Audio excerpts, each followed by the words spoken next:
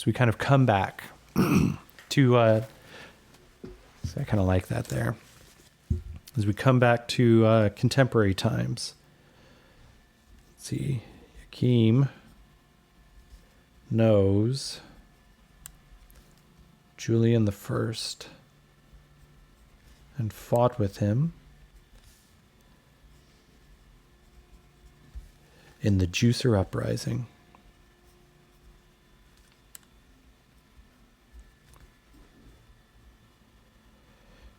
The Juicer Uprising is very important. It's kind of a turning point in some of the history of this world, and we'll explore it more as we keep going forward. I like the idea that Julian or Yakim's history is going to blend into some of this just well-written history that I know of from reading these books for decades now. But just as importantly, it also helps us establish who Yakim actually is. And maybe this explains a little bit more of who he is. For you see, Julian the First was the revolutionary who led the Juicers into their kind of like uprising against a coalition fortress and won. So maybe this explains why his hindrance is a code of honor, as he would learn that from Julian. But I'm going to ask a new fate question here. One of the things that Yakim has for one of his hindrances is an enemy. So, is Yakim's enemy the coalition states themselves? Is he known to be one of the, as they call it, terrorists as part of the Juicer Uprising? I'm going to give this one 50-50. Okay, 31. Enemy, coalition states.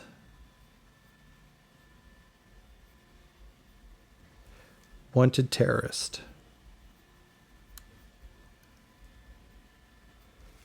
Okay, now, the other one that we will eventually fill in, the other hindrance that Yakim has is his obligation. And I have some ideas, but I don't want to do this all at once. I like figuring this out, teasing this out as we go forward. Yakim is a very surprisingly complicated character now, but as we come back to the time of today, let's see. I'm going to give Julian. I'm going to give Julian. He probably has a good idea. Chaos factor of 6. I'm going to say it's likely that he sees that there's been a change in Yakim. 53. Julian, his arm propped up as he's getting a new tattoo. And he kind of looks Yakim up and down. Hey there, son. You've been starting to feel it, huh? Yakim just kind of... yeah, the job went a little sideways, and I had to pump a little bit more than I thought I did, and I'm starting to see some black around the edges. Julian goes, "You starting to feel flush? You starting to feel the heat? What else are you getting?" "No, nothing like that, but doesn't feel good." Julian, yeah. By all calculations, I should have probably kicked it a while ago. I mean, easily a couple years past when should have been my prime, but, here I am, right? Hale and whole and still going strong. Yeah, how the fuck are you doing that, man? Because it's not about how I'm doing it. It's about how you hold yourself together, son. That's the important part of this. Be aware, if you fall out there, especially in service of us, of the Juicer Army, Jay's got your back. Nobody falls without a purpose. Yeah. All right. Well, my purpose didn't go too well today. And he slings the backpack over. And with one hand, he kind of unzips it, and Julian peers inside. He goes, "Fuck is this?" "It's the doll that the buyer wanted. It didn't survive a crash." "Were there any more?" That was it. I, yeah, found it in an old department store, way out in the wildlands, and this little fucknut kid managed to get there before I did. He was trying to snipe the job out from underneath us. I caught him, but flipped his car a couple times and had to get it back. That's when Julian kind of looks up and he goes, "Who's the civvy?" "Oh, her. Fucking ballast at this point. She stole my car. Worked for a bunch of bandits. Thought I'd trade her in, see about getting some credits." And I think Julian kind of looks him up and down and goes, "You've always been one to have a little bit of a soft spot, ain't you? You let this one live. You're bringing her back. What happened with the kid?" Let's see. Does Yakeem lie to Julian? I'm going to say this is very unlikely, mostly because, he's got... I kind of feel that Yakeem would have a lot of respect for Julian. The Juicer army, strong camaraderie, but then again, we don't know so much about Yakeem to say that he's going to have a hero, right? He may have when he was younger, but this Yakeem seems to be a little bit bitter. So we're going to say it's unlikely he tries to lie, but we'll find out. 41. No, actually, he... kid don't matter. No, I left him out there. All right. So you killed him? He's as good as dead. Okay. It's kind of cold, man, but good.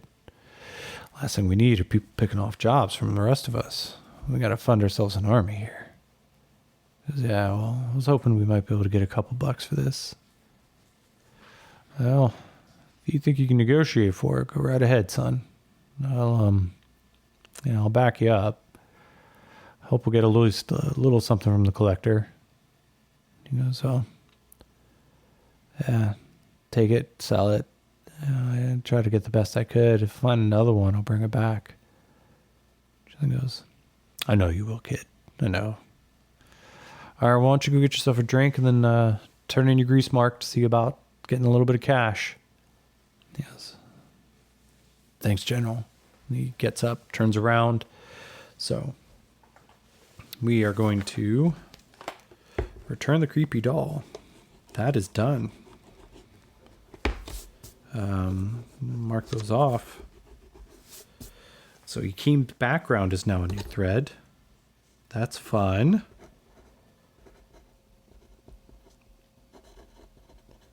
Background. And now, let's see. Let's also add on here work for the Juicer Army. Okay. Characters. This is fun. Julian the First. In addition, we're going to put Dodge City as a character, as the city itself is going to be, it's going to have character style qualities. Let's see. Valen was part of this. All right. Now, fate chart. I'm going to leave it at 6. Not too much really happened there. Not too much terribly changed. But what we did know is now we have a little bit of a background. We watch as Yakeem starts coming into a little bit of focus.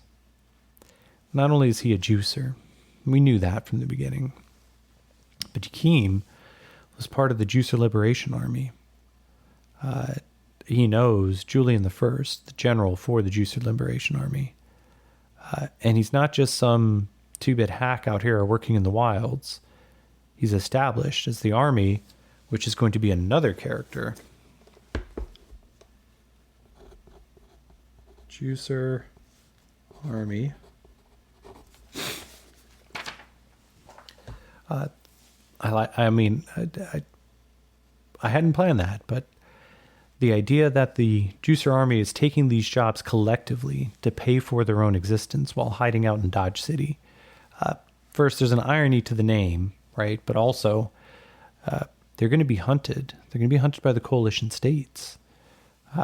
These are still, to them, to the CS, these are terrorists who took down the city of Newtown. So we're going to explore that further, and that's actually really exciting. But let's now test to our next scene. So I think our next scene is Yakim. Yakim is going to try to turn Valen in to get a little bit of money. So that's one of the threads. Turn in Valen. So chaos factor of 6. We have a 1. So with a 1, what is that? It's an altered scene. What is altered? Let's roll a d10. We got a 3. Reduce, remove an activity. Okay. What activity? Let's roll on the thread chart to see what gets reduced or removed. 2. Keeps background. That doesn't quite make a lot of sense yet. So what we're going to do, we're going to turn... let's turn to some of the meaning tables. Let's see if we can help kind of just get an idea for what is going to be reduced here. 68, miserably, 91, miserably slow. Okay. So here's what I picture. This is an altered scene. Miserably slow, which means, yeah. Yakim comes out, bypasses the bar, just waves in hand to a bartender who offers him a drink.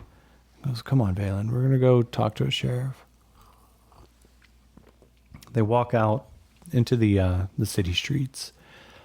There's enough cement that the sidewalks and the roads are primarily consistent. And he walks around the corner. It's a few blocks. As they come up, and there is a 3-story building that has a big gold star in the middle. And underneath it just says, security. He walks in and he goes, "Hey, I got a bandit that I'm hauling in. I wanted to run her down, see if she had any outstanding bounties, and if she does, I want to turn her in." And the guy behind the counter, he adjusts glasses. Let's see. Let's roll a description here. Let's get like a really basic NPC going. We are going to character abilities now. Let's do descriptions. Nope. Come on. Mutations. That's what I'm looking for. 2, animal, 94. Usurp. Okay. There is a dog boy behind the counter. And as Yakim kind of walks up, the canine snout looks up, and for a moment, Yakim has a moment just thinking of the jackals that he just fought, but he actually knows dog boys. Dog boys are, they're a genetic mutation that had occurred, not even a mutation, they were an intentional mutation that the coalition states performed to create a loyal breed of soldiers for the coalition states, as dogs had been part of human evolution for longer than we can even remember. They figured that breeding a humanoid dog with a near human intelligence would be the ultimate savior for the human race. And it was. Dog boys are intensely loyal to the point of self-sacrifice. They maintain a lot of the breed standards and a lot of the kind of like personality traits that come from these fine creatures. And make no mistake, I absolutely love dogs, right? So, but the kind of downfall of it is, at times, these animals were mistreated. The coalition states didn't treat them as even equals.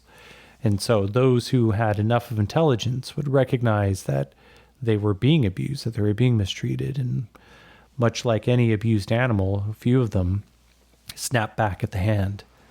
And as we see here, there is a German Shepherd with broad shoulders. His ears perk up as soon as he sees Yakim walk in. Nose flares a little bit, kind of sniffing it out, with kind of a too human voice, but still a little distorted because of the heavy muzzle. Good evening. And, yeah, I will need to be able to take some biological samples and DNA to run on background checks. Is this acceptable? And Valen goes, oh, fuck no. And Yakim goes, yeah, it's fine by me. Ignore her. He kind of pulls her up, and as she stands there, a tiny little needle comes out from a side, there's like a teller screen, kind of like you're going into a bank. And then what looks like a syringe needle pops out with a small robotic arm. Stay still. And it jabs into her side of her neck just very briefly. You see the skin dimple before it pulls back out, and the tiniest amount of skin and blood pulls itself back in, and there's just suddenly a scattering of computer noises. The dog boy is glancing down and watching it. He looks up and goes, she is not registered as having any bounties. Yakim's like, are you fucking kidding me? It's like, she is not in any of our databases. There's no bounty on her head. As far as I know, there's nothing wrong. I was like, fuck. Can you run it again? I found her out in the wildlands. He goes, could take a cheek swab. All right. So here's what I'm going to say. We don't know if Valen has ever actually performed any illegal activity or anything, which means that I'm going to actually say it is unlikely. I'm going to say it's actually very unlikely that she has a record. And that's because I am interpreting the scene change with a slight interruption. He was expecting to take her in and get like some 500 credit or whatever bounty. But maybe she doesn't have one. Maybe part of, Valen's cover story is that she operated this mechanic shop, but, she would send people that she assumed were up the way to get robbed, beaten, whatever they were going to do. But she herself never lifted a hand of violence. And it was just when, she started hearing that they were fighting back and they fought their way out of, the bandit camp that she stole the car and fled. So maybe Valen does not actually have a criminal record. So we're going to say it's very unlikely that she has a criminal record. Chaos factor of 6 means it's 35 or lower. Yeah, 63. Yeah, no, confirmed. She's not part of any registry. I can check with some of the First Nations, but they don't generally really tell us who they've got bounties for or not. Yakim goes, fuck. All right. Well, I guess I hauled her ass all the way out here for nothing. He goes, well, you can always put her in the gladiator pits. No, I'm not going to do that. That thing's a blood sport. I'm not too keen on that. He goes, all right, well, is there anything else I can do for you? No, actually, yeah. Yeah. Do you have anything on Jean-Francois Sierre? And he goes, do you have a DNA sample? No, not really, but just wanted to see. Oh, we'll check. So I'm going to say 50-50. Let's see if he pulls up anything on Jean-Francois. Ooh, okay. Okay. Not only is there something in there, but you rolled a 44. So when you ask a fake question and you roll double the same digit and it's under the chaos factor. So in this case, this is 44. So not only does this mean, there is something about Jean-Francois in here, but we're going to have a random event. So let me look this up because we haven't had one of these yet. And this is fun. Random event focus. 53. Move toward a thread. Okay. Which thread do we move toward? So let's move 5. Return Jean-Francois to town. Okay. Okay. What does this look like? let me think. Okay, so here's what I'm thinking. All right, I'm gonna do one more roll just to see if I can get a little description here. 32, 64, fearful majestically. Okay. Okay. As the all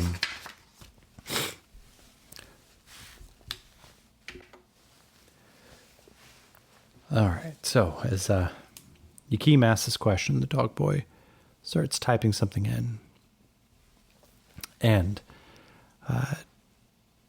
we hear the roar of a motorcycle.